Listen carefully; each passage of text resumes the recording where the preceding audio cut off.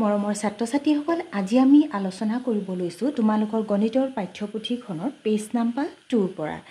আমি আগৰ ভিডিঅটোৰ question number 6 লৈকে আলোচনা কৰিলো আৰু আজি আলোচনা কৰিম এই তথ্যখিনি তলত তোমালোকক দিয়া হৈছে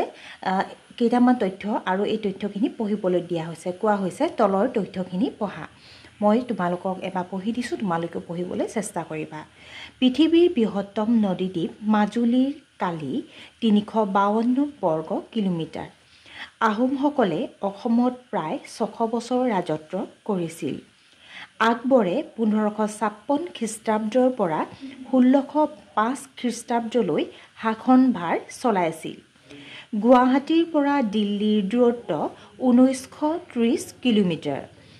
2018 চনৰ পিয়ল মতে কাজিৰঙাত গড়ৰ সংখ্যা 2413টা হিমালয়ৰ উচ্চতম শৃংগ মাউণ্ট এভাৰেষ্টৰ উচ্চতা 8848 মিটাৰ এয়া হৈছে কেইটামান তোমালোকক দিয়া তথ্য ইয়াৰ পাছত কোৱা হৈছে ওপৰৰ বাক্যত থকা সংখ্যাবোৰ আখৰেৰে প্ৰকাশ কৰো আহা অৰ্থাৎ এই তথ্যবিলাকত আমাৰ কেইটামান সংখ্যা দিয়া হৈছে যেনেকৈ 352 352 600 বছৰ 600 1556 1556 আৰু 1605 1605 1930 1930 2018 2018 2413 বা 2413 2413 8848 8848 এইকেইটা সংখ্যা দিয়া হৈছিল এতিয়া এই সংখ্যা কেইটাক আখৰেৰে লিখিব কৈছে যেনেকৈ 352 352 আমি ইয়াত লিখিব লাগিব 352 তোমালোকক এটা কৰি দিয়া হৈছে ঠিক এইদৰে তোমালোকে বাকি কেইটাও কৰিব লাগিব ইয়াত আছে 600 গতিকে তোমালোকে ইয়াত 600 লিখিব লাগিব তাৰ পাছত আছে 1556 ইয়াত লিখিব লাগিব 1556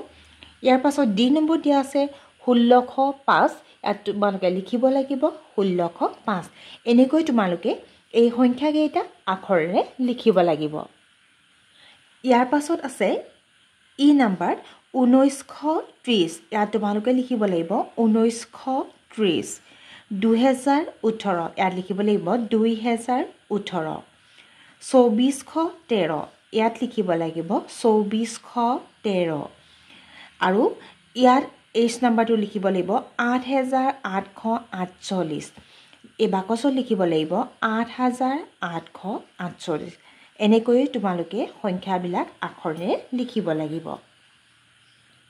ইয়াৰ পাছত তোমালোকক এটা পেৰাগ্ৰাফ দিয়া হৈছে পঢ়িবৰ বাবে ইয়াত শিক্ষকে ছাত্ৰ-ছাত্ৰীসকলক লিখিবলৈ দিছিল 503 আৰু তেতিয়া লিখা হ'ল এই সংখ্যাটো 503 বুলি কওঁতে 5003 লিখিলে তেনেতে কৌটিল্য নামৰ ছাত্ৰজনে থিয় হৈ ক'লে যে এই সংখ্যাটো ভুল হৈছে শুদ্ধ সংখ্যাটো হৈছে 503 এইটোৱে হৈছে 503 এতিয়া কথাটো হ'ল আমি যেতিয়া একক দশক শতক এই সংখ্যাৰ ধাৰণাবোৰ যেতিয়া সঠিকভাৱে নাজানো তেতিয়া আমাৰ এই সংখ্যাৰ গাঁথনিৰ ক্ষেত্ৰত ভুল হ'ব নতুবা আমি সংখ্যাবিলাক সঠিককৈ বহাব নোৱাৰিম সেইকাৰণে তোমালোকক ইয়াৰ পাছত আমাৰ পঢ়িবলৈ কৈছে একক দশক শতক অৰ্থাৎ স্থানীয় মানবিলাকৰ বিষয়ে আমাক জানিবলৈ কৈছে যেটো নেকি তোমালোকৰ বাবে খুবেই প্ৰয়োজন কাৰণ আমাৰ যেতিয়া সংখ্যা এটা কোৱা হৈছিল 503 বুলি কওঁতে খ বুলি কোৱাৰ লগে লগে শতকৰ ঘৰত হয় আৰু 3 বুলি কওঁতে এককৰ ঘৰত হয় সেইটো আমি অনুমান কৰিব পাৰিব লাগিব ইয়াত তোমালোকক যেটো 503 সংখ্যা দিয়া হৈছিল সেই সংখ্যাটো ভাগ কৰি দেখাইছে 3টো হৈছে এককৰ ঘৰৰ সংখ্যা আৰু 5 খ বুলি কওঁতে খ হৈছে শতকৰ ঘৰৰ সংখ্যা আৰু দশকৰ ঘৰত যেহেতু কোনো সংখ্যা কোৱা নাই তেন্তে আমি বুজি ল'ম যে একো নাই বুলি ক'লেই হয় শূন্য গতিকে দশকৰ ঘৰত হ'ল শূন্য আৰু 503টো লিখিবলৈ হ'লে এককৰ ঘৰত 3 দশকৰ ঘৰত শূন্য আৰু শতকৰ ঘৰত 5 আমি এনেকৈ বহাব লাগিব আৰু ইয়াত তোমালোকক হলামাৰিটো দেখাইছে মণিহলাটো দেখাইছে এককৰ ঘৰত 3টা মণি আছে দশকৰ ঘৰত যেহেতু কোৱা নাই একো এটা সংখ্যা নকলে গতিকে দশকৰ ঘৰত একোৱে নাই অৰ্থাৎ মণি এটাও দিয়া নাই অৰ্থাৎ শূন্য আৰু শতকৰ ঘৰত যিহেতু 500 বুলি কৈছিলে শতকৰ ঘৰত 1 2 3 4 5 এনেকৈ 5টা মণি ভৰাই দিয়া হৈছে তলত তোমালোকক আৰু এটা অংক দিয়া হৈছে য'ত নেকি তোমালোকে একক দশক আৰু শতক এই সংখ্যাকেইটা বিচাৰি উলিয়াব পাৰিবা ইয়াৰ সংখ্যাটো দিয়া হৈছে 234 234 সংখ্যাটো যদি আমি ভাগ কৰোঁ 200 বুলি কওঁতে 2 শতক আছে 34 বুলি কওঁতে 3 10 4 আছে 3 10 অৰ্থাৎ 3টা দশক আছে বা 3টা 10 আছে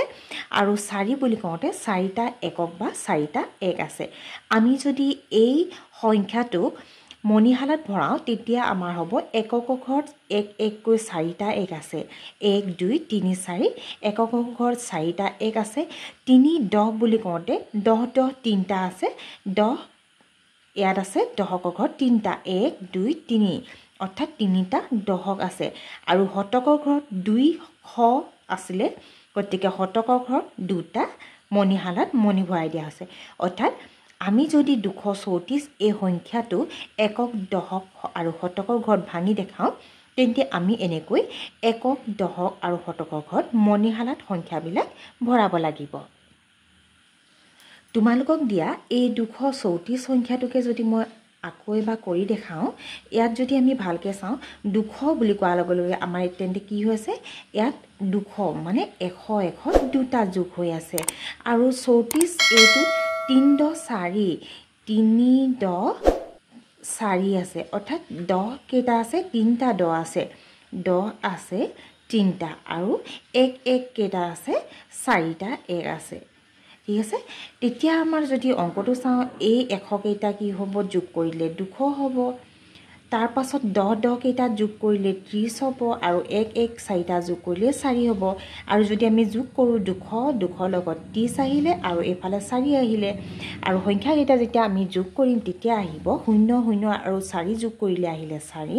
0 লগত 3 যোগ কৰিলে আহিব 3 আৰু 2 অকলে আছে 2টো নমাই দিলো তেতিয়া আমাৰ হে 234 এনেকৈ আমি একক দশক শতক সংখ্যা আমি বহাব পাৰিম আৰু এককৰ ঘৰত কি আছে দশকৰ ঘৰত কি আছে আৰু শতকৰ ঘৰত কি আছে হেয়া আমি অনুমান কৰি ল'ব পাৰিম ইয়াত তোমালোকৰ অন্য এটা সংখ্যা দিয়া হৈছে য'ত নেকি মণিহলাত একক দশক শতকৰ স্থানত বহাব লাগে সংখ্যাটো আছে 1061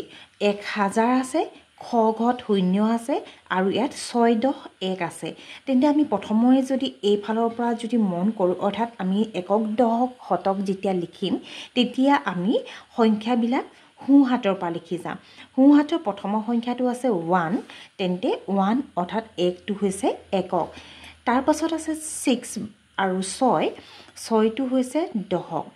শতকৰ ঘৰত 0 আছে বা 0 আছে গতিকে 0 হ'ল শতক আৰু হাজাৰৰ ঘৰত 1 বা 1 আছে 1টো হ'ল হাজাৰ গতিকে ইয়াত হৈছে 1 একক 6 দশক 0 শতক আৰু 1 হৈছে হাজাৰ ইয়াক যদি আমি মণিহালত ভৰাওঁ তেতিয়া আমাৰ এককৰ ঘৰত এটা মণি আহিব দশকৰ ঘৰত 6 পাইছিলোঁ গতিকে 1 2 3 4 5 6 6টা মণি সোমাব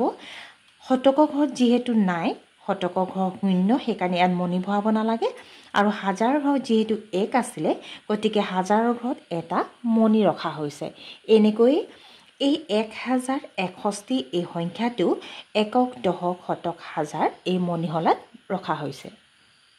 আশা কৰোঁ তোমালোক এইখিনিলৈকে মণিহালত কি ধৰণে একক দশক শতক হাজাৰ এই স্থানীয় মানত অংকবিলাক বহাব লাগে সেই কথাটো অনুমান কৰিব পাৰিলা এতিয়া তোমালোকক কেইটামান সমস্যাৰ সমাধান কৰিব দিয়া হৈছে